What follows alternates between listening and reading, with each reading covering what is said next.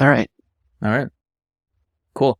So I mean, the hardest thing to do with these is the introduction. Like, I have no idea how Yeah. we want to Yeah. start this thing. So I think we're just gonna wing it. So welcome to the very first episode of the Two Track Mind podcast. This is going to be a bit of an experiment for the two of us. My name is Jason, and I'm joined by my co-host. What's going on, y'all? Patrick from B Squared. All right, a little delayed on that. We gotta work on the chemistry a little bit when Sure. Patrick needs to jump in. But yeah, this is gonna be an experiment for the both of us. I think we've been talking about doing a casual podcast around grassroots motorsports for quite a while now, and have just kept on putting it off to make time for other projects, and finally just decided, like, you know what, let's just kind of get on, hit record, and see what happens. Like I said, we want this to be a bit of an experiment, and in general, what we want to discuss on this podcast is how do we make grassroots motorsports more accessible to people that are motorsports curious, we'll say, as a way to describe it. And some of the topics that I'm hoping will, over the span of this podcast, cover things like track days, time attack, endurance racing, sim racing, how to build track cars, instructing for track days. Patrick actually has a ton of experience there. But I guess one disclaimer that I do want to make is, of course, we are not professionals and we do this for fun. We're hobbyists. And actually, I think, Patrick, one thing that you said in a post a while back really resonated with me on this, in that you called it, this is just cosplay. Yeah. You want to expand on that a little bit? Yeah, for sure. So our team, we have a 8-hour endurance racing team. In Canada here, it's called the LD Racing Canada Series. And basically, we have this Scion FRS that we've wrapped in like a GR type livery. And our team kind of comes in with matching like Toyota GR clothing. And so we're not officially sponsored by Toyota Canada. We don't get any funding from them. We call this cosplay because, you want to talk about accessibility. Getting into any sort of like racing outside of the grassroots scene is just ungodly expensive. To run, even at some of the grassroots level, like arguably a Formula 1600 campaign is still grassroots. You're not televising these races. It is a prestigious series, but typically you're probably spending around 10 grand a weekend for a rental program. If you're a privateer, you still need to buy what is essentially a $90,000 race car brand new. So for us, we call it cosplay because we're doing the racing series that we can afford, but we want to feel like we're doing something a little bit more special. I feel special. Yeah. I get that. So yeah, like for today's episode, what we wanted to do is kind of introduce ourselves, right? Now, the plan for this podcast is to bring on guests, because you're going to just get so bored out of your mind just listening to the two of us blab on about cars to infinity. We're actually going to try and bring on people who are more subject matter experts in a few different topics. But for today, I think it'll be great for the listeners, however many there are of you, maybe just a handful, and that would be amazing. Yes. If we get more than one, just to kind of introduce the two of us, and we'll be kind of interviewing each other. And these are all softball questions, but we'll hopefully bring out a little bit about our motorsports past and kind of the decision-making and the journey that we've each been on, because, it's not a very linear process, and there's a lot of ins and outs, and depending on where you first got introduced into motorsports, the journey could be quite different. So I'm going to kick things off, Pat, and I'm going to ask you, tell us about your first car that was your own car. So not, the family car that you got to drive on weekends, but what was the first car that you had the title to?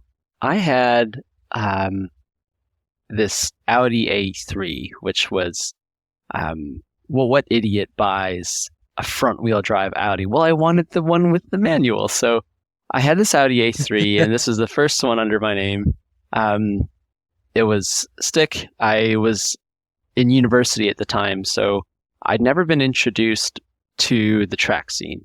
My understanding of car culture was modifying a car and going to meets. So like a lot of VW Audi owners, it's a flash tune, a fancy intake, and like a rear sway bar, some coilovers. And I thought I had a really cool car. I had some like spacers on it. It was like stands out, really cool. And I did take it to the track a couple of times.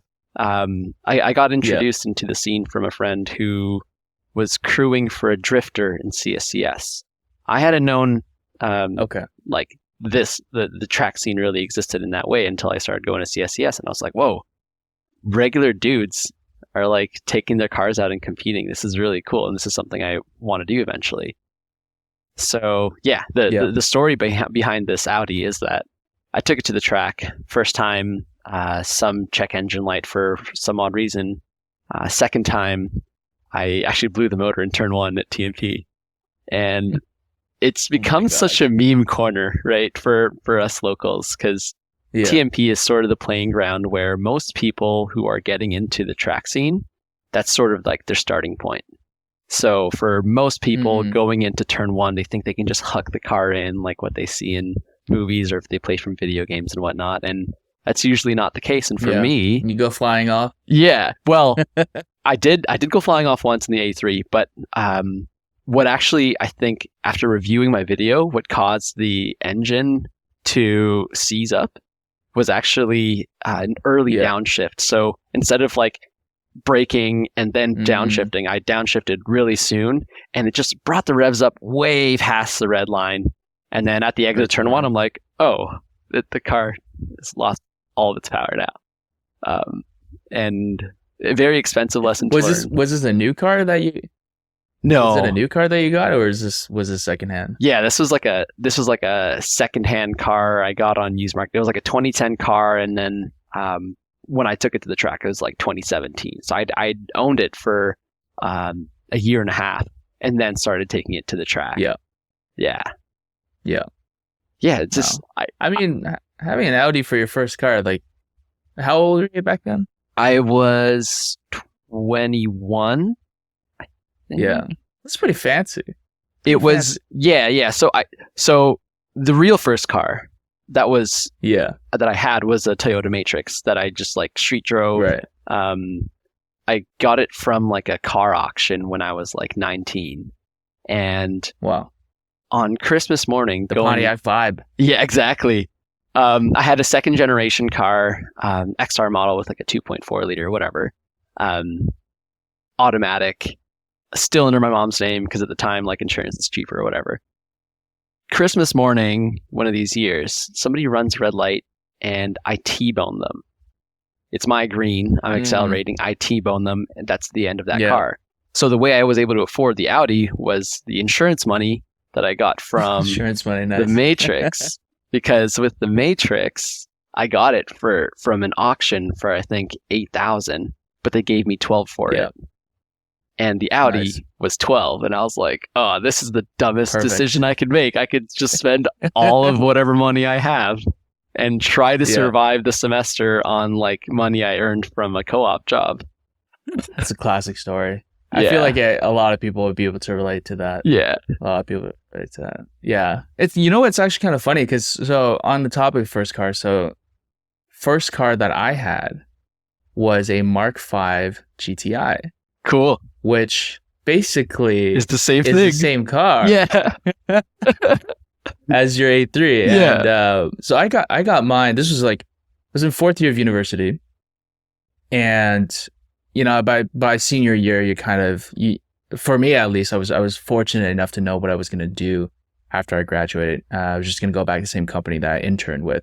And so I was just looking for dumb things to waste money on, and I kind of explained it to myself as I want to give myself a little bit more freedom of mobility, just to get around town and to run trips to Costco, because of course everyone wants to run trips to Costco. Yeah. But I got a Mark V GTI DSG, which, you know, I didn't know how to drive stick at the time, and the dual clutch transmission kind of sounded fancy. I didn't really know what it was all about. So I got that, and that was an amazing daily driver. And I think probably the main reason why I actually got myself another one all these years later into a Mark 6, which is currently our family car. And that has been pretty amazing. But, you know, with the thing with I guess A3s and with GTIs is like, they're kind of like gateway drugs to motorsports, right? Where it's like, you know, it's a respectable street car, but then with VW, even though the aftermarket isn't as crazy as like, say, like Honda, there's still like a decent amount of parts out there, right? And so this kind of transition to my next question, which is, what was your first mod on that first car? First mod was H&R lowering springs. Yeah, and I was so happy to like finally join like the lowered car community. I was living in Brampton, going to school in Mississauga. And Mississauga, they have this pretty popular car meet spot for high schoolers, which is this like Tim Hortons. Exclusively for high schoolers? So it seems. There's a lot of degeneracy there, even today. Yeah, okay. But I always felt left out because I was like, I couldn't afford a car in high school. All the cool kids could. All the guys in my auto shop class could afford them. And I was like, yes, finally I get to be low. And it's like a set of like $300 springs. And I was so excited about it. And I'm still a stance boy to this day. So Did you do the springs yourself, or did you take it to a shop? Yeah. I rented some spring compressors from Canadian Tire, did it in my garage, and then that was my first foray into like spending intimate time with European cars. I'd done a couple of co-op jobs in the past where I worked at like small garages, and you know, I've never had to like actually use a spring compressor until this point. So it's terrifying. Yeah, because I was gonna say like that is like, I've seen some sketchy decompression tactics on springs, and none of them inspired any confidence in what people were doing. So that kind of piqued my interest in asking, because I know, like, you know, lowering springs is a pretty common thing for people to do, but yeah, doing it safely is kind of sketchy. And so did you just like rock whatever random alignment you had afterward? Why does that seem obvious? Because it's exactly what happened. I didn't go to get an alignment. My steering wheel was crooked for months after. Oh man, that's so funny. All the things you learn about, right? Like, it's like, yeah. So now when you think about, I'm dropping the car. Yeah, I better get that aligned afterwards. Yeah. That's hilarious. So yeah, I mean, for me on the GTI, the first modification, I'd imagine this is probably like for most people, number one or number two on the list of first mods. So I did an intake. Yes. And it was because, you know, I wanted to be able to hear some of that induction noise and a little bit of the turbo, you know, because you can't hear it at all from factory, right? So I got a new speed in cold air intake. Yeah. Which, of course, everyone always likes to say, oh, cold air intakes are basically hot air intakes when it comes to simple modifications. But what I remember about doing that mod was just how painful it was to get the hose onto the turbo outlet, because it was so tucked in the back and at the bottom. There's just like those are basically my first of a lifetime's worth of scraped knuckles, and just started there. And it was probably like the first time where, and again, becomes a bit of a pattern where you have a little bit of a regret to doing a modification where it's like, why did I do this again? Why did I think this was going to be cool? Well, like, meanwhile, like what you thought was going to be like a 10-minute thing is like, oh, I'm just putting a pipe on an outlet, and it ends up taking like 2 hours because you literally just can't squeeze a tool down there to try and get it to seat properly. And then when it is seated properly, you just like, oh, did I get it square? Did I get it right? It's like, is it like hanging off on the backside?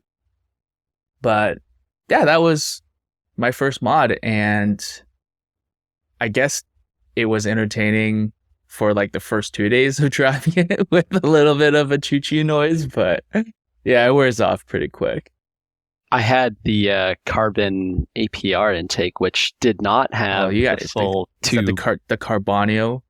Exactly, yes. Right. So I had one of those, and I thought I got it on used market for a few $100, and it paired well with the APR Stage 1 Plus tune, and I thought I thought it was some hot stuff with the new tune, but the car was like, whoa, this is like way faster than it was before, and I hear like the like what did you actually feel it, or is it just all noise? The tune is what I felt. The intake you did got nothing. Okay. Yeah, you did it too. Yeah, the tune, I was like, wow, that's really cool that I just like paid somebody a couple $100 and suddenly my car is faster. Where in contrast with the current VRZ, I just paid you a very large amount of money to gain 100 horsepower by forced induction. So I mean, there's a reason why like everyone was looking to Cobb, right, to make a tune for the 86 with the what are those devices called again? The I know this, and access port. The access port, exactly. And everyone's like, oh, when's the access port tune coming out? And I think smartly they avoided it because maybe I would think like people's expectations were probably going to be too high, right? For a flash tune for a non-turbo car. Yeah. Open flash kind of took over that space, and I think they made a really good product. But I think it's true. Like people would have been disappointed, especially if you were coming from a turbo car to flashing the access port and only getting 10 or 15 wheel horsepower at best, with aftermarket headers or something like that. Yeah. But NA is very tough. It seems but it's got its own perks. It does. Yeah. I don't know what made me do the jump from NA to supercharging. Actually it was mainly in part due to like testing out other cars. I was like, okay, I could go Cayman. Test drove a Cayman, didn't like the gearing. And I was like, okay, well, what package can I get that's like small, has good gearing for Ontario local tracks, and has more power? Well, I can just add more power to the BRZ, although expensive. Still a pretty competent package, which you yourself drove for a few years as well. So I'm like, okay, you know what? Yeah. I trust Jason. He's good. Yeah, so I guess to catch people up who might not know that, right? Like, have you started talking to other people and telling them your plans on this? I haven't posted about it, but like amongst friends, I'm like, yo, dude, I bought a supercharger and I'm very excited. Yeah, so I guess cat's out of the bag. Patrick is finally supercharging his first gen BRZ with the Jackson Racing C38 kit that actually came off of my car.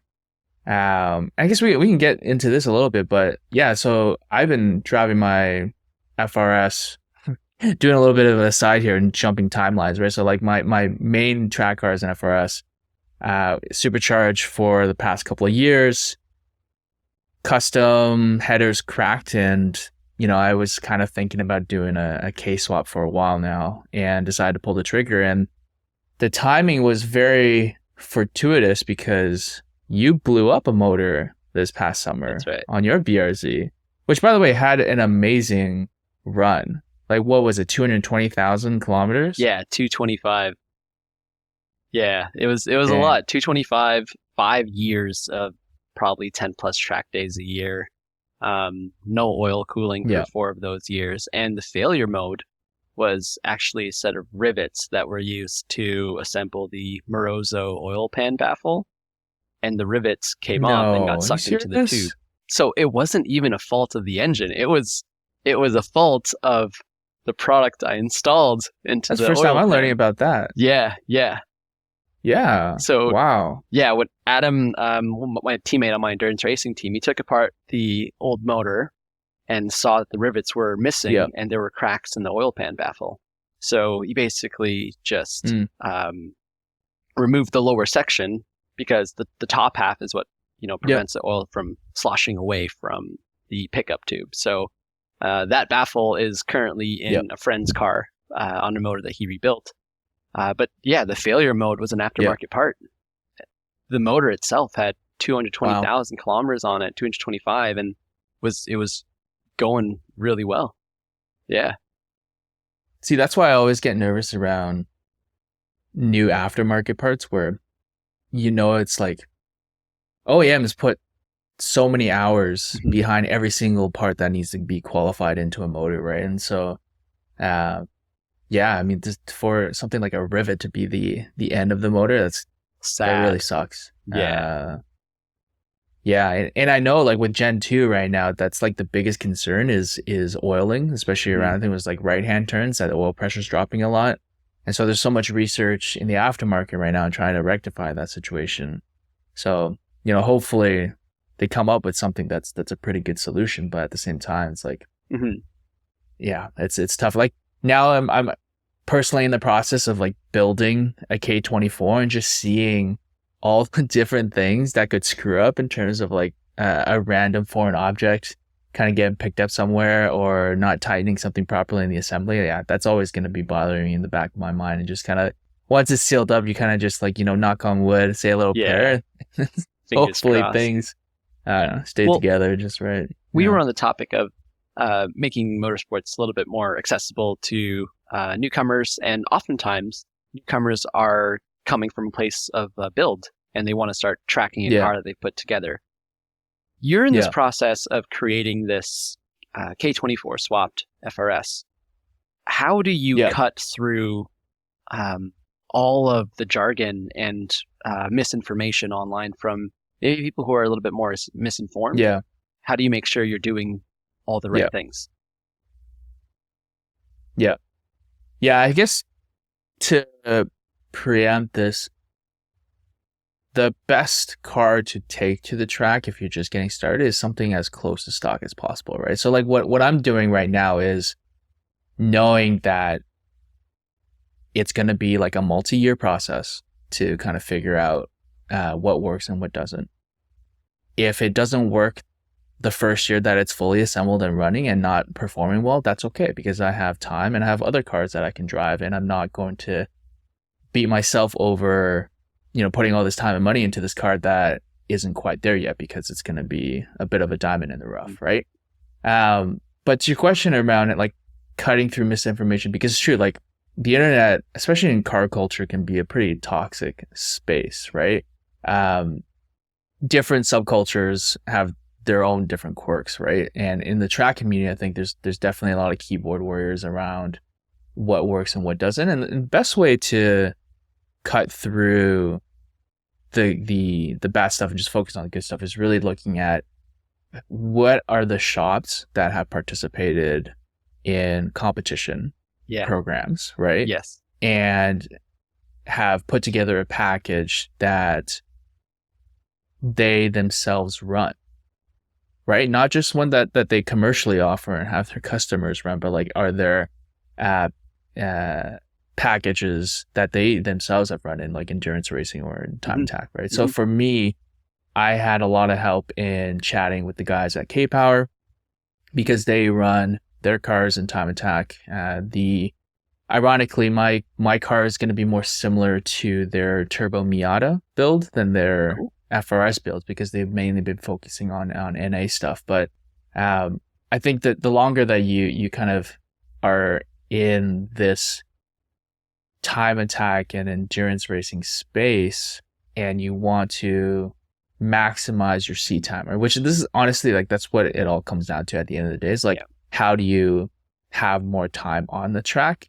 And it doesn't necessarily have to be like with the most like extreme car or the fastest car, but like, you just want to be out there. Like, the thing that sucks the most is that you show up at the track, your car's not running well or something breaks, and then you're just kind of like watching your friends go on and lap, and of course they'll take you along for rides, but you'd rather be out there, right? Yeah. And so with that goal of maximizing seat time, you start to realize that it's like, you want the car to be reliable, right? And so can you just use junkyard motors when your current one blows up, right? Because that's also another mentality of everything is a consumable when it comes to tracking, right? And I think that's just the reality of it. Like, nothing you need to concern yourself with when you're first getting started, right? Because I think a lot of times people will over prep their cars, not only for like performance, but also like for reliability. Mhm. Like you yourself said, you didn't even use your oil cooler for the first couple of years. Yeah. And I know a lot of people that would say like, oh, don't even bother tracking an FRS or a BRZ without an oil cooler. But we all know it's okay. And then we all know people who have done it for a couple of years. Not ideal, but again, it's not something that you need to have as a mental block preventing you from taking to the track, right? So yeah, like look for shops who have proven it by actually competing with their own products, have the mentality of nothing is going to last forever. And so have the plan of how do I replace something that becomes consumed, right? And so I like things that are like high volume off the shelf. Yes. That I don't have to worry about like, hey, oh, I got this thing made custom and the guy who made it for me no longer does this, right? And then you're kind of screwed, right? So off the shelf, I think is always the best. Yeah, long-winded answer, but I think that's probably the topic that we'll cover quite a bit as we go on into the future as well. Yeah, for sure. So my next question was kind of touched on this a little bit, but let's talk about our first track day experience. How about you go first? First track day experience. Okay. Well, mine was cut short because as I mentioned earlier, it was in the Audi, and then I got like a check engine light. I was so green. Like the green is very new to all of this scene. And for me to have some potential engine problem, which like my little hand scanner couldn't solve at the time, just by like, erasing the DTC and praying it doesn't come because that's going to be the fix for everything, right? Exactly. You just got to scan and clear the code and you're good to go. I can't. It's so funny how like a lot of guys, like I don't know, we share so many of the same memories. We live none of our lives are actually unique. It's true. No special snowflakes. Yeah, exactly. Yeah, my track day was cut short. I was terrified. I was like, oh no, this is going to be expensive. And I did not have the mentality of things are going to break, things are going to be replaceables. Definitely didn't think the engine was. I was okay with like tires and brakes getting worn, like actual consumables.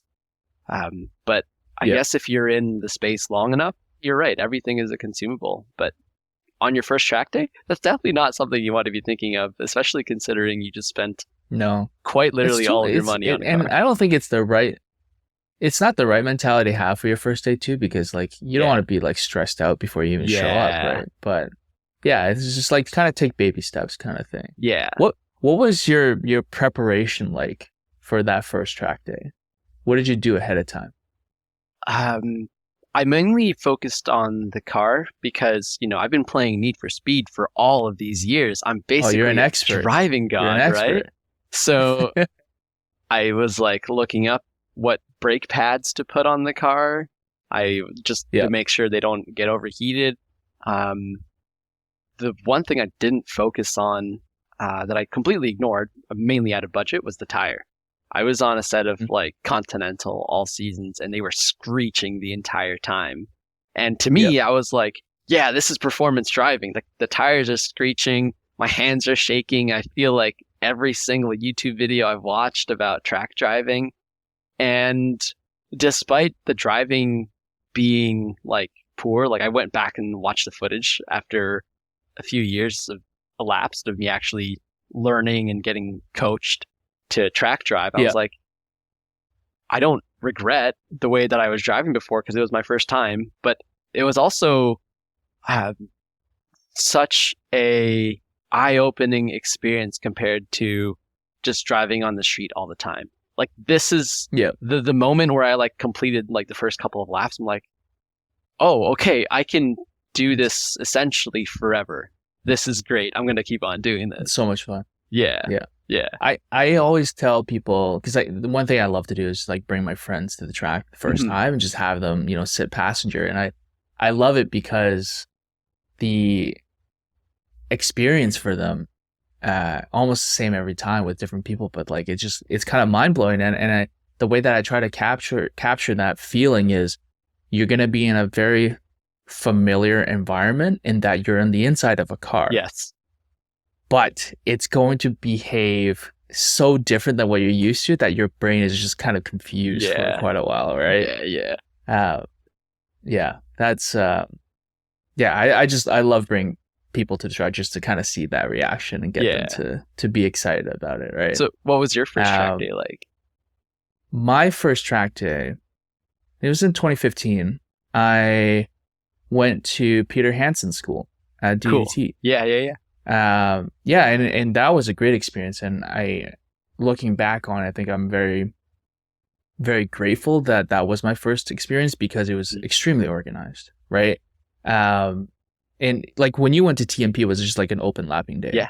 I'm assuming, right? It was a Friday evening. Yeah, that's probably like the most like wild, wild west, everyone for themselves. And then I had like and I had the structured school experience where it's like, you have the in-class session with Peter's dad back in the day, and then skid pad session, right, to do braking drills, and then track sessions. And, you kind of like, for your first track day experience, you're just like, oh, I want to maximize the time in the car on the track. But to be honest, I think it was great to have like the classroom sessions, just kind of talk through theory and whatnot. And I think it's also been a big reason as to why DDT is my favorite track.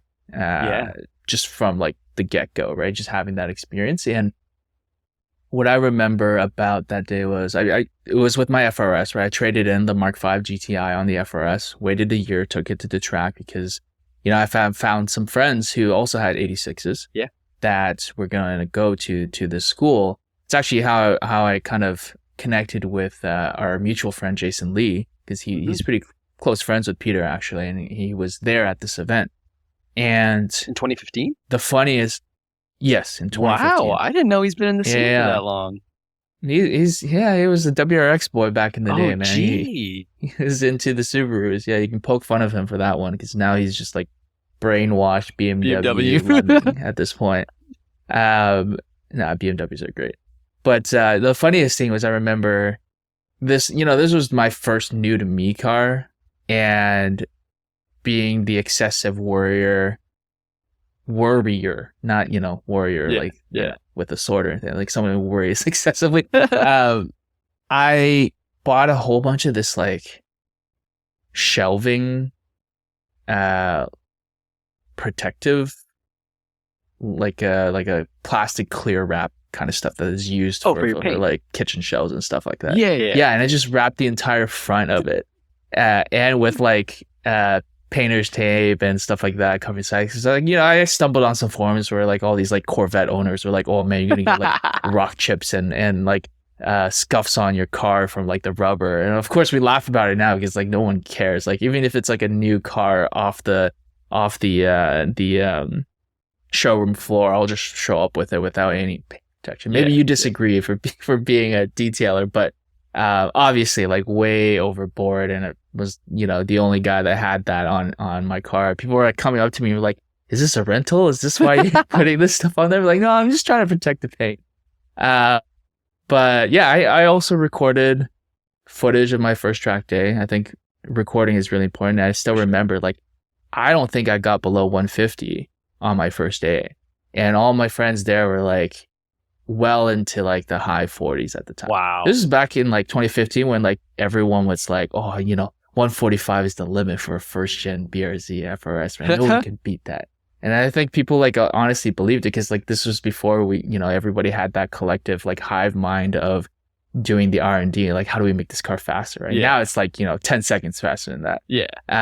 But yeah, it was like a struggle for me, and I think that probably still sticks with me in terms of learning new tracks, that within my group of friends and within our team, like we all, with the exception of Chris, who's just like an alien, like nobody can touch his lap times, but the most of the team like usually ends up around the same lap time plus or minus a second at any given track. But for me, like I always tend to like take a little bit longer to learn something. Some people are more natural at intuiting a track, but for me, I kind of need to feel it out and try different things, and then over time, okay, yeah, this is my line and my approach. But I do find like ever since the first lap day, like I'm tend to be like back half of the group in terms of acclimatizing to a new track. Yeah, no, it's cool you had that community though when you first started out. Going to an open lapping day when I first started, I had a couple of friends from university that also took their cars, but none of us had prior experience. None of us had been to a school. And the people that Right. were around us, we were kids at the time. We're not going to go up to somebody and be like, hey, can you show me how to drive? We obviously thought we were all there was. So having that start and a community of people that like just collectively pushes you, I only found that to be like way more important, I think, almost too late. Like you should almost find sort of like a home with a few people early on. I don't know. That's one of the things that really helped me grow is having like-minded people all chasing the same goal. And even if there's a competition space, it's grassroots. You're not barring anybody from learning. They're not barring you from learning because there's nothing to win here. Everybody's just here to have some fun. So yeah, that's cool that you had guys like Chris and Ji-sung and your circle. That's awesome, dude. Yeah, and I think that's like probably my biggest piece of advice for people getting into grassroots motorsports is you can't see it as a individual sport or activity. Yeah. Even if like it's almost ironic because like it's only you out there driving in the car, sure, but it's very lonely to be doing this by yourself, especially when you think about, rule of thumb for going to a lapping day is usually like one day in the garage, one day at the track kind of thing, right? And to be wrenching on a car by yourself is like one of the worst experiences about this hobby. And I think like the early days of like lying on your back, it's cold, and you're like trying to bolt up an exhaust hanger or something like, and you have the car running because you want to check for leaks and you're inhaling all the fumes and trying to figure out like, it's like stuff like that, right? Like you just don't want to be doing that on your own. Time just goes by faster. You make fewer mistakes. Yeah. And I think the worst experience would be like, God forbid you have an incident at the track and you don't have a plan on like, how the heck am I going to get home? Yeah. Right? Like that's the kind of experience where like, if you have it, you're probably not going to do this activity ever again if you don't have the right people around you to kind of be like, it's, shit happens. Yeah. And at least you have a ride home and people will stick around with you to figure out like, hey, how do you get the car home and stuff like that, right? So those are like the moments of truth in this hobby where you kind of need that group, right? And we'll probably in a future episode talk about like how do you find that group of like-minded people, because I think that's worthy of a discussion itself. For sure. But yeah, definitely a very important part of this hobby. Yeah. Yeah. You also started with school, and I currently teach at that school now. I'm an instructor there, and at Hanson. Yeah. Nice. I instructed several days this year, and I think you mentioned about the skid pad. Like you're so focused on being on the track, and people often do sort of overlook skid pad training and autocross type exercises. But I think the biggest gains that my students this past season were able to achieve were actually on the skid pad, especially on like the big, like large radius, trying to get the car to both understeer and oversteer for them to get used to inducing those behaviors. I was like, okay, do you remember what happened last time at the bottom of turn 12 at DDT? It was super tight. You turned the wheel and the car wasn't steering. You're going to do that on purpose here, and then we're going to try to remedy that. And then, the skid pad training, they tried a couple times. We're like, oh, yeah, actually, there's a point where the front end just doesn't want to listen to you. And just they go out. Go anymore. Yeah. And then they go out into turn 12 on their next track session. They're like, oh, okay, I understand. I have to maybe brake a little bit earlier or release the brakes in a different way. And all of a sudden, the car is listening to me again. Yep. Yeah. Yeah. For new people big out aha there. Moments. Yeah. I'm big on like deliberate schooling and training for specific facets of your driving. I think it's so beneficial, and you take that with you to every single track day for the rest of your racing career, quote unquote. Right. But that speaks to kind of, again, like what we discussed earlier, very familiar thing, but extremely unfamiliar behavior, right? And so when you have that mentality of like, oh, I play Need for Speed, I play Forza, right? I've also been driving for the past 10 years. Like, how different can this be? And everything, and this doesn't apply just to like track driving, right? Like most activities, when you're at the cutting edge or the knife point of something, it's all at the margins, and the behavior is very different. Like the concept of oversteer, understeer,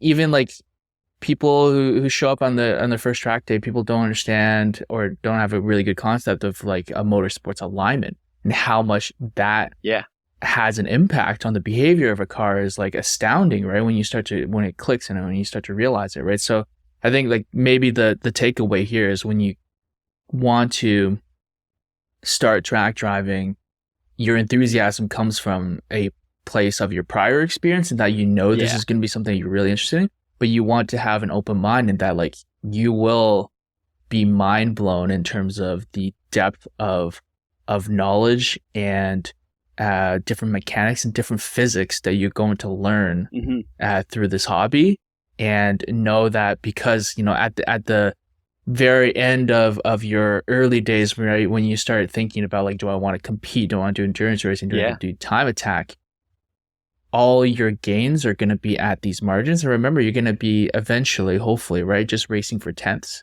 right, or lapping for tenths, and that's going to come from these minute details that make all the difference, right? I mean, it's great to like. I'm glad, like you said, I'm glad to have gone to a school. But the interesting thing about schooling and with instructing is, and I'm curious to get your thoughts on this because you do a lot more instructing than I do. Is how do you, as a student, know that you're getting good instruction, right? Because I do hear, sometimes like we have friends who have done some schooling that they just feel like either they felt like they were like held back by their instructor, which I'm sure like a lot of people feel that way if you're a little bit hot-headed, or just didn't feel like maybe they got conflicting advice between different instructors. How do you manage that? I think I'm by no means a like seasoned pro. I've only been instructing, I think, for the past 2 to 3 years. So there are instructors who've been doing this for like 10 to 20 plus years, with far more experience and probably a different answer than me. But I think in my perspective, when it comes to matching an instructor to a student, it's mainly the instructor's job to get an understanding of what clicks for the student. So I usually prioritize early on learning if the student is more visual, meaning I need to use more obvious hand signals, or if they're more like audio learning. So if I need to speak louder or be more explicit with the commands that I give, or more brief with the commands that I give, every student has some level of understanding that, from whatever upbringing they have, this is the way that they prefer to learn. So I think the best pairings that I've had with students, I don't think I've gotten bad feedback or like mismatched feedback from students thus far. But I'm mainly trying to mold myself to what the student wants to learn. So to figure out their goals and play to what they want to learn, so they come out of the track day feeling accomplished. I've heard some stories about some instructors not allowing some students to, push as hard, and understandably, like I've only gotten dangerously off track a couple of times. I've hit a wall with a student driving in the past. Really? They were driving an Ariel Atom at Supercar Experience Day, and they just shifted while they were cornering. The car spun, and we backed right into the wall at Calabogie. I think some instructors are a little bit more conservative, obviously for the preservation of life. But also I think there is some sort of prejudice depending on what car or how modified it is. I think some instructors, they'll see your car, especially if it's like over modified, and you come up with like some level of confidence or ego, whatever it may be. They may try to limit you from the beginning because they feel like you're going to be at risk, which is unfortunate because it can be a misjudgment. Or on the other hand, they probably have enough experience to say, oh, I've sort of seen this driver profile before. This is uncomfortable for me. I'm going to try to take more control of the situation. I completed a course for driving instructing hosted by what's called the Motorsports Safety Foundation, and they have a level system for instruction. So first is a written test, then the level 2 is like an on-site test by other instructors who graduated through their program. So getting formal training and trying to read the students' preferences, you'll know if they're like an A-type or a B-type student based on the way they present themselves to you. Their decisions with how they modify their car can play a role into how they are sort of set up mentally. And again, we're not trying to judge people, but the training exists because over the years of instruction, people have been able to categorize drivers into some sort of bucket as a starting point. It won't be the be all end all. Oh, all drivers with big wings are jerks and they just want to push way too hard. That's not true. Yeah. But it does give us a starting point. That's how point. I would be labeled if I showed up, right, with my Type 7 your car, Voltex, like 1600 half-cage, millimeter. Yeah, exactly. You're like giant Voltex wing, half cage, supercharged BRZ, FRS. But what are you doing at a school? You should already be just doing advanced group lapping.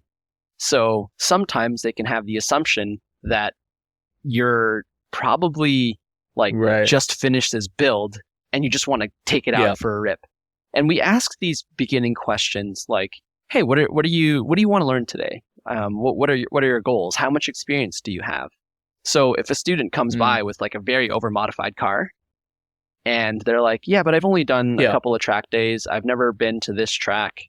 I don't really do any other forms of practice." Then the instructor's like, "Okay, let's we're not going to tell you to slow down, but we will say, all right, let's I'll drive the car to what I think is probably about 60% of what you're capable of. And I want to see if you can just match this consistently before we start to push." So the verbiage and the language is so important. Yeah, sorry. Yeah. Have you ever just tagged out from the beginning? So like, I'll give you a scenario, right? Like what if you have a 16-year-old driver that shows up with, their parents' Audi R8 and it's their first time on track? What would you do? Supercar experience and a lot of these exotic car lapping day experience type coaching. Yeah. You actually wind up in that exact situation. Although it's not their parents' car, they've paid for like 3 laps in a Huracan Performante. No track experience ever. This was a birthday gift for them. So, they're going into a car with like a G2 basically, and with insane amounts of horsepower and performance under their right foot. So I haven't really walked away from that situation, but I do stress at the beginning, I'm like, okay, you're in here for 3 laps. There are other people who are going to drive this car after you. Let's preserve each other's lives. And as long as you listen to me, I will allow you to push the car to your limits. And I make it specific for them so they don't feel like I'm limiting their capability. I'm trying to grow their skills. And what ends up happening is if you get the right student with the open mind, they'll come in at the beginning with like a Red Bull Formula One shirt. And they're like, oh, there's an enthusiast type here. Some people even bring their own gloves. And you're like, okay, so this person obviously has an intention to really push this car. How do we take control of the situation in a way that still takes preference to their enjoyment. Yeah, for sure. So yeah, when I mean, I think we. Yeah. No, I was gonna say I think we can talk about this topic for a very long time, Yeah, and to be honest, I think we probably will. No, it's great because I think I'm thinking we should do an episode on coaching, training, like coaching the coaches kind of thing. Yeah. Because I'm super interested in hearing more about the course that you took from the Motorsports Foundation. Yeah. And some of the like you've already mentioned some things that are really interesting for me to think about, which is like, is there a mismatch between how prepped a car is and the fact that a driver is coming in as a student to learn how to drive on the track, right? Like that's not something that I think about too much. Like maybe I would say, oh, like they're just looking for more like advanced coaching, but chances are like maybe it's probably closer to what you were saying, which is like, yeah, they just finished a build. But yeah, like I want to learn more about the Motorsports Foundation, and one of the things actually from me watching and just being a fanboy of some of your videos is like I want to learn about those hand signals, because yeah, like for some drivers that's huge, right? To be able to have consistent hand signals that many coaches use, many instructors use. I think that would be super helpful as well. Those are also standardized within the Motorsport Safety Foundation, standardized hand signals. For sure. Yeah. I before that, I was just like, I'm making my own, right? This means go, this means stop. Yeah. But on the topic of like getting that right mentality when you just match up with a new student, I think some of my biggest mistakes in trying to help instruct people, and this is usually with close friends, right?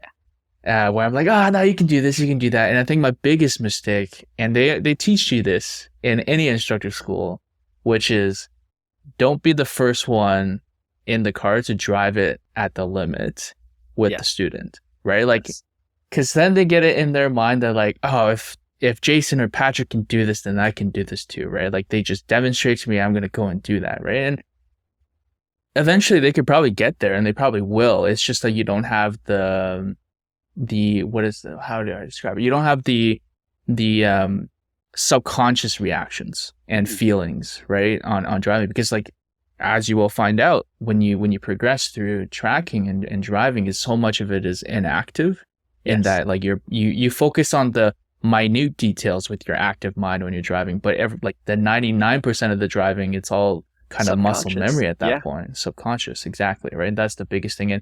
And probably like a great reminder for people who have done one track day or two track days to remind themselves that because driving at the limit is mostly subconscious, like don't beat yourself up too much about it, because the first time you go out there, you're basically driving 100% consciously and trying to think about every single little input.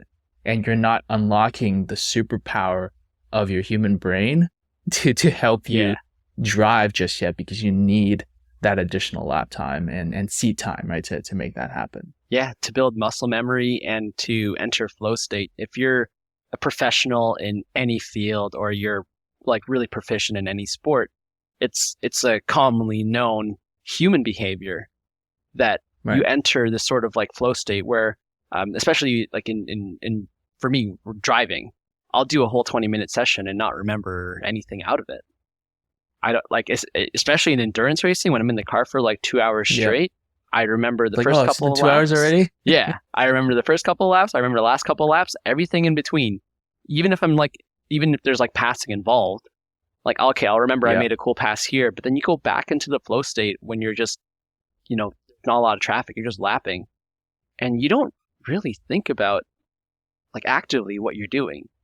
You're looking, you're using your vision, and your vision dictates everything else. And I think it's not something most newer drivers understand until they start getting more seat time. They're like, whoa, what just happened? And I've had it. I've had this happen to a student where they enter some sort of flow state. And there is a mismatch between their ability to enter flow and skill level it takes to perform in the subconscious. They use muscle memory, but it's from poor training or lack of training or just lack of experience. So they end up going off track, and I'm trying to get the student to respond, and I'm like, hey, are you there? And It takes them like they're already on the grass. They're still accelerating. I'm like, hey, hold on, let's stop here, and they're just unresponsive. And this can happen to you. It's terrifying as an instructor when you're in the zone and the student's like off track and they're like nonverbal, non-responsive.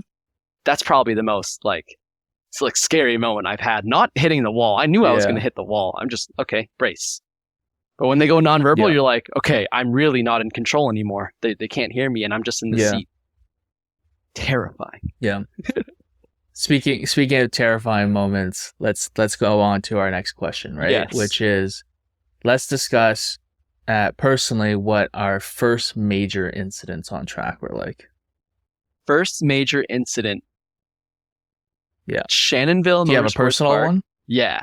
Okay. Shannonville, 2019 Ontario time attack season. There's this corner at Shannonville, corner 11. Which is a right-hand, high-speed, large radius corner. It's the fastest corner on the track aside from maybe turn 1.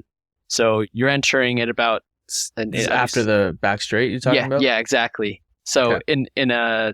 Like at the time I was driving a stock, pretty much bone stock BRZ with just tires and brakes. You're entering at about 150 to 160. You're apexing at around 100 to 110.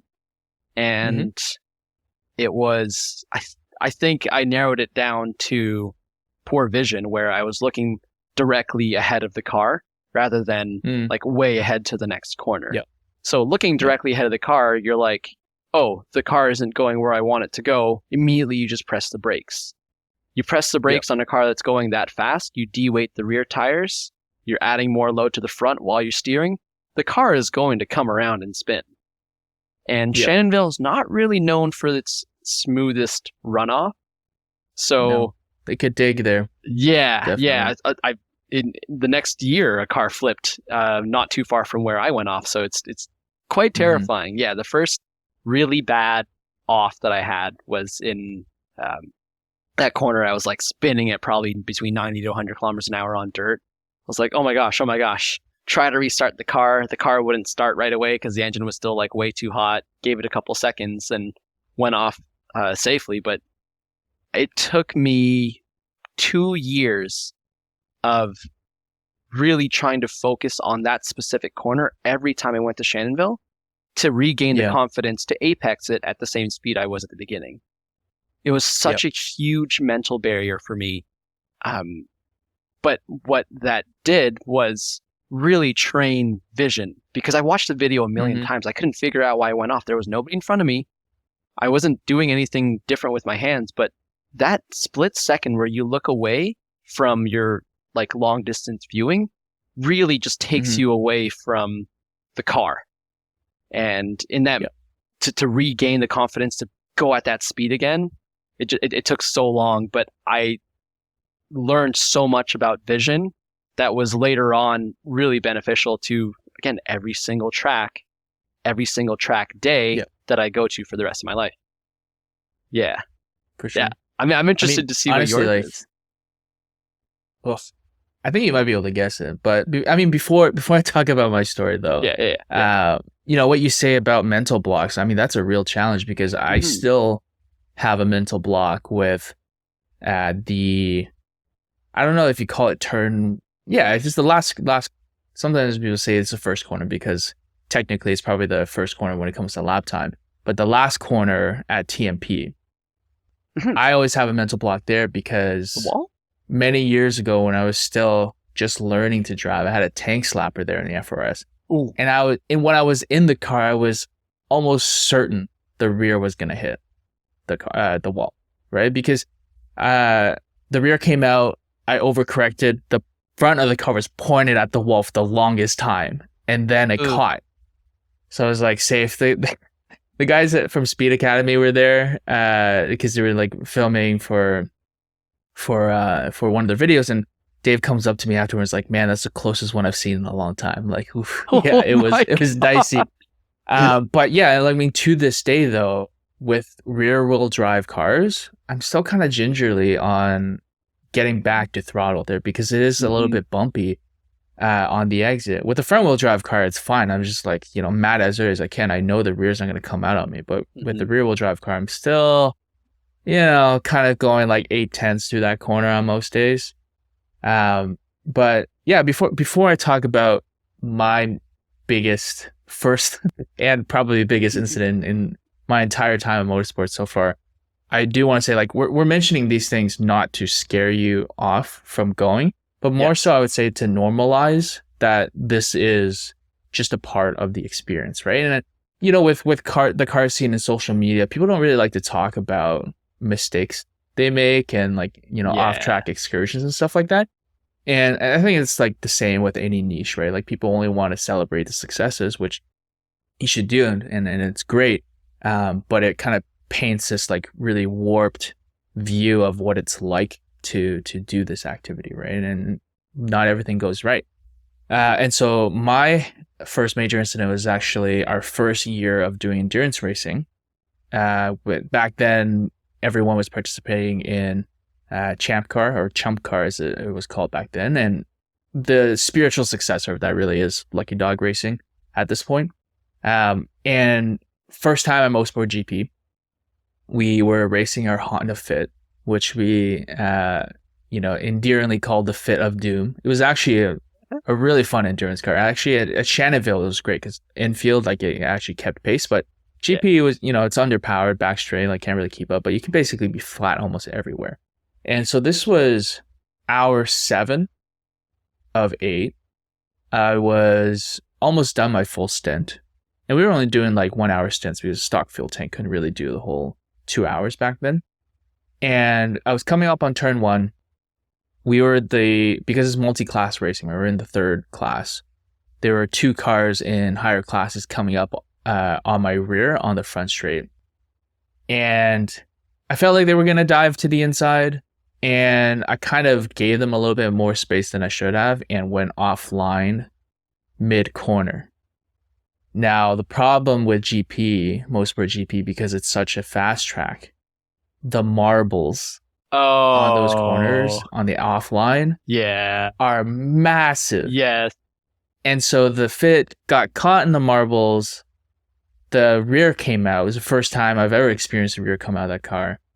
The issue was with the momentum and the downhill of turn 1, it just kept washing to the outside. There was no way for me to get back to the line. And then it was just basically like very slowly made its way to the tire wall. And I still remember like, oh, this is like, because the first half of that, when the car came loose, I'm like, I can catch this, it's not bad. But I'm like, oh, I'm running out of space. Like, it's still going to the wall. I guess I'm going to crash. And the 2 things I remember about that crash, one was the sound was it was like a high pitched bang. And I wasn't expecting that because I would have thought it would be more like a crunch, like of things like compacting, because the car was like totally bent afterward. But it was like all that energy being released was super loud. God. And the other thing was I was like, wow, my head moved a lot more than I thought it would. And I was wearing Hans, of course, like we need it for the series, but it's just like the things that you don't really expect or know. Wow. Before it happens, and it's like, oh, that was very different than what I was expecting.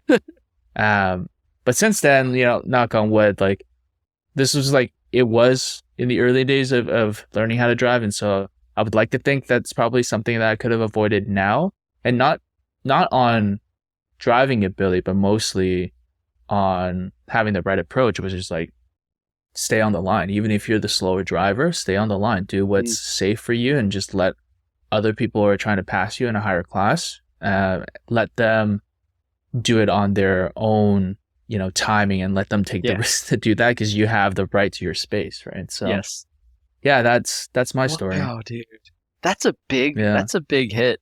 Like especially if you're in a car that you don't need to brake, you're probably coming in still pretty hot. So going into turn 1. Yeah, that was a lift car. Yeah, for sure. No braking. Man.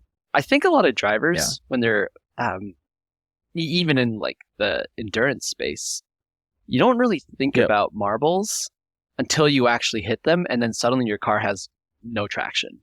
Like no grip. I'm kind of spoiled in that I start pretty much every race for our team. Yeah. Like there are a couple races this season where I didn't start, but Yeah. like there's not nearly as many marbles on track when I'm driving because it's just the beginning of the race. There hasn't been as much Yeah. rubber put down. So I'd imagine like on the Sundays though, right? Because we raced the day before. There's probably still. oh, that's right. That's right. It's weird though. It's why because don't I you have the think about clear air. You never have to be offline. It's because you don't drive from behind. That's the problem. it? Okay. Also true. Also true. If I'm passing, I don't know if we've like created some poor reputation in the series, but sometimes I'm passing Yeah. like we're in GT1 class. There's GT2, GT3. We're passing a car that I know is like GT3. Sometimes they'll move, and I'm like, I'll take the space. Thank you very much, but you didn't have to do that. And Yeah. Yeah. maybe Yeah. we have a No, history I mean- of really poor passing. I don't know. Well, when the rules are based off of breaking points, right? Yeah. And different cars have very different breaking points, it gets a little gray. Yeah. But yeah, especially you guys with your lightweight and ABS still and Yeah. auto flipping, you Spoiled. can basically take the brakes as late as you humanly can. Yeah, some corners we Um, don't break at all. It's great.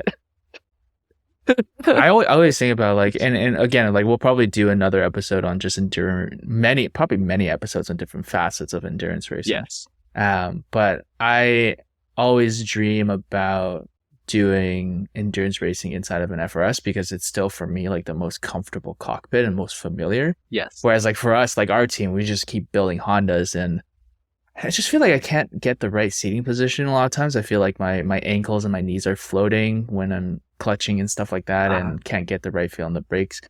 But yeah, like over a 2-hour period, like driver comfort is a big deal, man. Yeah, Something that it's people huge. don't really think about. Getting comfortable is yeah, and that's something that you always learn like first track day as well on how to adjust your seating to drive on track because it's very different than what you would sit like just putting around town. Well, see, you started tracking at school.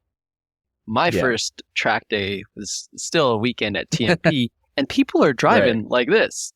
I'm like, whoa, Yeah. like All the way back. I don't think that's the Get correct comfortable. way. Yeah. No, you gotta be like a keener and just like pull up as tight as possible. Yeah, and yeah. Just like straight up on the back of the seat, no lean, right? Cool. I mean, well, we've been going at this for a little over an hour now, and we're gonna save some content for future episodes and to again bring on some guests as well. So it's not just the two of us talking and bring on some new expertise. But before we wrap up, I want to try this like segment that I think would be great for our guests to participate in as well, and we'll just kind of test it out on the two of us. And the segment is going to be called Modest Dream Garage. So the concept is you get $200,000, and we can say it's US dollars, right? Because we use monopoly money here in Canada. Nobody knows what it's worth. $200,000 US dollars. You got to choose 3 cars, and these are the only 3 cars that you have available to you. And the reason why I like this question is I going through that thought process and thinking about how people choose and deliberate is going to be kind of revealing about like their motorsports personalities, I would say. Mm-hmm. So yeah, with that said, Modest Dream Garage, $200,000 budget. I'll go first because I had some time to think about it. So you have a little bit of time to think about it and react a little bit. So for me, all right, I got to think about the roles that these cars occupy, right? So if I only have 3, one's got to be the family car, but the family car should be dual purpose. And having been tracking for a few years, what I covet the most is a car that can tow. So what I'm thinking, right? Mid-size SUV is probably my first pick.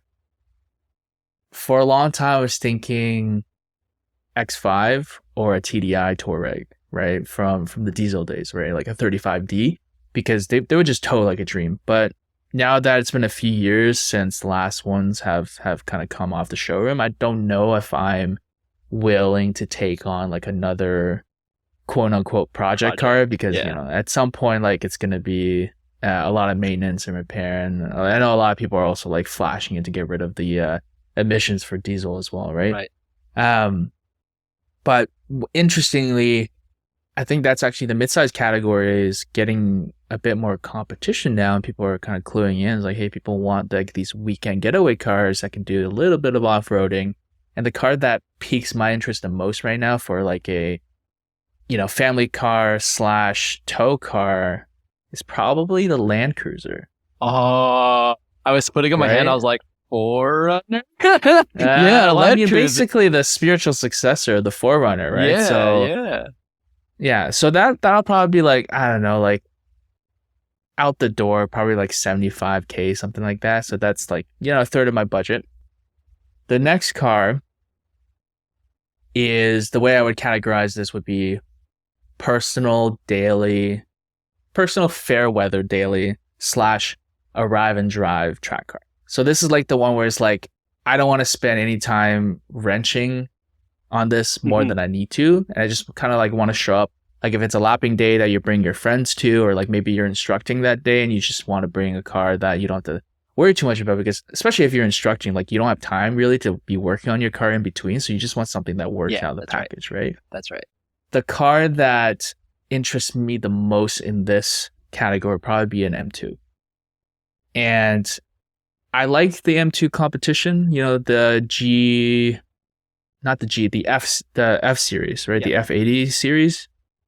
I've driven a few of those, ton of fun. But that new G87 just looks insane. Like, I know it's a heavy car. I know it doesn't look very good from the front, I'll be honest. Like, and I think the powder blue makes it actually look the worst. So I'd probably get it like in black, right? I'll get it in black. But all these like rumblings I hear and videos I've seen on YouTube, it's like, oh yeah, like downpipe and a tune and mix 700 wheel. I'm like, what? Like, that's crazy. Yeah. Like that's crazy, right? Like 700 wheel is like well into supercar territory. Yes. And, something that seems like a bit of like a weekend, almost like executive car vibes, because, it's still a BMW, right? It's got like comfort luxuries. That, I don't know, it checks a lot of boxes for me. And I think in Canada, probably close to like 90, 95, right? Yeah. So, not much left in my budget. Third car, probably the most obvious thing for me. So this is the one where it's like the temperamental track car, right? The thing that gets towed around in the Land Cruiser. I'd say at this point, it'd probably be, no surprise, first gen 86 with the K-swap. Yeah. That's what I would do. Just because there's no car that I know better than the 86. And it's probably the same for you, I would assume. Yeah. In terms of setup, suspension, and ironically now I think the K24 is probably the motor that I know the best now, because I'm going through this experience of taking it apart with our friends at Driven Autosport. And so I'm kind of just being schooled by Enrique right now on how to think about this motor. And like we said earlier, lots of off-the-shelf parts, great aftermarket support. So for something that I know that it's going to blow up every couple of years, I think that's the way to do it. So Land Cruiser, M2, and a K-swaps 86. Those are my three cars. Yeah. What do you think? You got to roast me about my choices. Well, I think you're at the budget cap limit, which, okay, the rules weren't clearly defined. If all you $200,000 were reserved for spending on cars, you spent it on cars. Yeah. I'm going to have a little bit more buffer room, I think, for consumables. That's a smart way. That's a disciplined way to do it, because like, I get these cars that like I have no money to maintain them. A 700 horsepower weekend car? Your M2 with a downpipe and a tune? That's insane. That's nuts. I'd probably just keep it stock though. Yeah. I mean, I'm of the same mentality, but we're also endurance racers and we think a little bit differently. Yeah. Your average time attack would probably be like, I only got to do 10 laps today. Let's do something crazy. Exactly. No, I don't got any roasts for you, man. I think no. As soon as you listed your first vehicle as being a body on frame tow vehicle, I'm like, okay, we're the same person. Yeah. None of our experiences are unique. We're NPCs, essentially. Because Yeah. Yeah. If I can boring. get into my choices, as like Forerunner, like something that can tow, big trunk space. One of my teammates, Vin, who is an avid overlander, when we started racing, he used to put a tent on top of his Forerunner, sleep in the tent. I'm like, dude, I can live in that thing. I can camp with it. I can take it anywhere, road trips. I can drive it to BC, do some like rock climbing or like snowboarding, whatever I want to do. I have this Forerunner, and it's not so big. The Land Cruiser, Vin had a Land Cruiser for a bit, the newest one, and it's huge. It's huge. I think the Forerunner is a little bit shorter, so that's what brings me to it, and it can still tow. Yeah. Right. The next car I'd have in my garage, I've already married my BRZ. Very similar to your FRS. Like we put half cages in our street cars. I don't think I can ever get rid of it. No, there's no way. Somebody would have to crash into me. I'd probably just take all the parts off and put it in another car. Like I just know these cars so well. Like I love them. They're so fun to drive. So at this point, I've probably only spent what the Forerunner is like probably gonna be 60 grand, BRZ 30 grand, so I'm like 90 grand in. My next car is this is where you and I start to detract. Deviate a little bit, huh? Yeah. My next car would probably be if I can get my hands on like a Formula 2000 or an F1600, some sort of open wheel car. Open wheel, okay. Yeah. Okay. Because I got the truck, I got the fast street car because the BRZ, I've already supercharged it. It's still going to be super competent. Fast is relative. Well, for our tiny Ontario tracks, I think these cars do very well. That's true. Yeah, maybe right, you're right. My answer could be a little bit more different if I lived closer to like, I don't know, VIR or Watkins Glen. Actually, Watkins Glen's pretty close. But yeah, I'd like the BRZ because I could take it as a daily, exactly how I'm driving it right now. It's like modified, it's super cool. I like driving around in a car that like people are like, what the hell is in the back? What are all those metal bars? And I'm like explaining like, yeah, this is my baby. This is my thing that I've worked on for a few years, and it's the like summation of my racing personality, and I love it. But then when I want to go driving, and the vehicle that I'm going to tow to the track is going to be, I think, an open wheel formula car. I think they're just so cool to me. For a time, it was like a Radical, but then I've been talking a lot with. Yeah, I was just gonna ask you, like, why not a Radical? Yeah. Well, they're a lot cheaper. I think you can get into like an early 2010s SR3 for like 40 or 50 grand now. On the flip side, to get a brand new F1600 probably be like 90 US. Maybe I can get one for 50 to 60 like Canadian on used market with some spares and whatnot. I just think I don't know. I've been watching a lot of content from like Matt Clark, who's like an up and coming Canadian driver in the Indy circuit, and he was talking about how the limitation of sort of grassroots open wheel driving is sort of the F1600. To graduate from that to doing like F4, like he's now in USF Pro 2000, like these are way more expensive series to run. I think peak grassroots open wheel racing, if that's F1600, then I will have an F1600. I'll be very happy to drive one of those. Yeah. Is there a series in Canada that you can compete in with that? Yep, F1600. Yep. It's under the Canadian Autosport clubs. So you go to any cask sprints weekend, they'll sauce in the open wheel cars, or Formula Libre, which you can compete against other Radicals. And that would mostly just be at Mosport then, right? Mosport, Calabogie, Shannonville, I believe.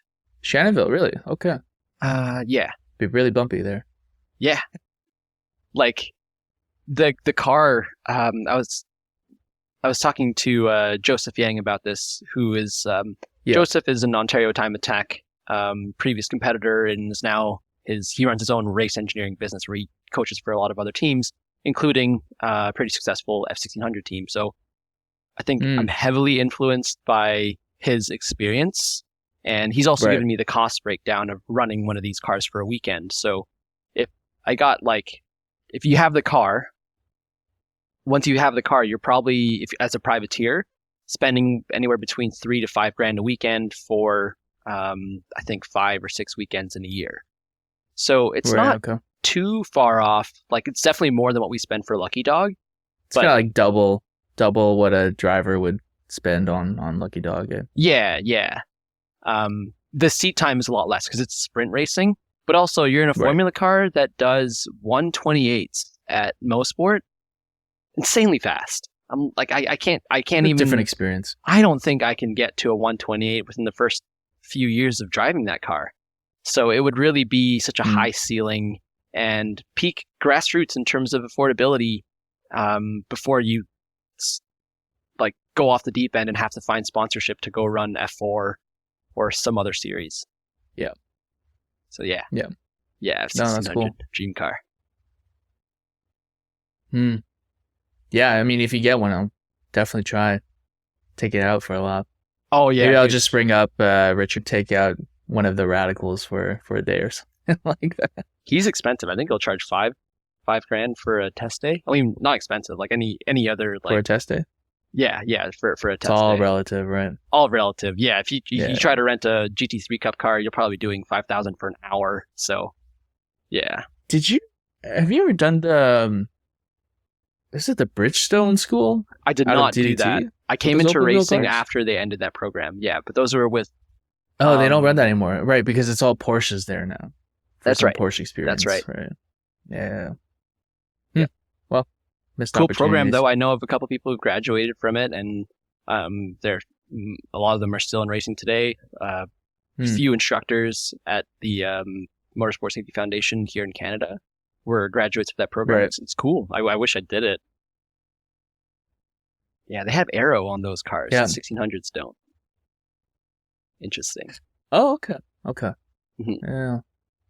All right. Well, I think that just about wraps it up for all the things we want to cover for this first episode. Yeah. Hopefully that gives you listeners some idea of what to expect in the future when we start bringing other people into the mix. I guess before we wrap up, Patrick, do you have anything you want to pub or any people you want to shout out? Yeah, for sure. Shouting out the people we mentioned in this first episode. So we did mention Speed Academy, so shout out Dave and Pete. We mentioned Driven Autosport, shout out Enrique. All the people that make this community as healthy as it is. I think we're at a really healthy state in Ontario motorsports where, we have our shops. There's plenty of shops that are actually competing in local racing, and it's so nice to see different options and different knowledge bases. So yeah, shout out Dave and Pete for like starting off their YouTube series, making days way cooler for all of us by making like benchmark lap times. For sure. And guys like Driven Autosport, 13 Motorsports, has been a huge supporter of my racing for the past few years. Lee's Auto Works, who Eric helped me get into instructing at Hanson. So other things we've talked about in this podcast, just huge community shout out to all the people that have made this such a like high value community. Yeah, for sure. What about some of your own endeavors there? Oh, I mean, okay, I do run a motorsports coaching sort of consulting business called B Squared Motorsports, and we do track day instruction. So I coach with different schools. Or our main product as of right now is our virtual consultations. So if you are a track driver, you have collected a subset of data from a track day and you want to get improvement from either yourself or your car, we can help you with that. So you basically pay us for like a session. We evaluate your data, and then we either join you for a call or give you some sort of a report so that your next track day, you have a very specific game plan for what to do to get faster based on your own data. So we do provide that service. Thank you for giving me an opportunity to shout it out here, Jason. Yeah. But yeah, that's us at B-Squared. You can find us on YouTube and Instagram mostly. Yeah. For sure. And again, I'm going to sound like a broken record, but that data analytics and telemetry, I think, warrants its own episode as well. So we'll definitely, do some discussion around there and see, like, how do you make that approachable, right? Because it's a huge advantage, right? Like, I think there was so much discussion in Time Attack this year through Ontario Time Attack about, like, how much time is it worth to be able to log your data, right? Is that something that should, if you're using a data logger, should that be pips, right? During a competition. So maybe we'll bring like some huge data evangelists. Like I know Jason Lee's huge on it. Maybe we can bring some people from B-Square and have a discussion. Yeah. Other people I want to shout out, WCT Performance, Ed from WCT, the guys who run Razor Track Days, huge supporters of grassroots motorsports as well. JRP, huge supporters. They're actually helping me out with my K24 Turbo DCT, hopes and dreams build. So shout out to them. And yeah, I think, some of the other stuff that we mentioned on this episode, like endurance racing, Time Attack, we'll definitely want to do an episode about how to get into endurance racing. Hopefully we can get Chuck, the CEO of Lucky Dog Canada, to join us for an episode. Definitely want to dedicate at least an episode to Time Attack because, we the two of us have been doing it for a while, and all of our friends are really in the Time Attack community. So we'll try and get some people from like OTA, Ontario Time Attack, see if we can get Kevin on the line, just talk about the rule changes that are coming up for the next season as well. But yeah, tons of stuff, and would love to engage with the audience as well. Like, you guys have any questions, topics that you want covered, people that you want us to try and bring, no one's off limits in terms of, at least we'll shoot some emails to people if they want to join the two of us and just goof off for an hour and talk about motorsports. But yeah, if you are interested in this content, consider liking, commenting, subscribing, sharing. We would greatly appreciate that, and it'll help to get us the feedback that we need to continue to improve this and to make it more enjoyable for you guys, the listeners. Yeah. And I think that's about it. Anything else you want to say, Pat? No, I'm all good. Yeah, looking forward to doing some more of these. This was really fun. This was fun. This is the problem with car people, is that you give them an opportunity to talk about car stuff, it just goes on and on and on forever. Like, I don't know if you ever been at a party, like my wife will get really annoyed when somebody asks me like one question tangentially related to cars and they're expecting like a 30-second answer. And then it's like, 30 minutes later and they're trying to run away from me as quickly as possible. Oh, yeah. So with that, let's wrap it up, and we will catch you guys probably in a few weeks. We'll try to line up another guest to enhance your listening experience. All right. Nice. Take care. Take care.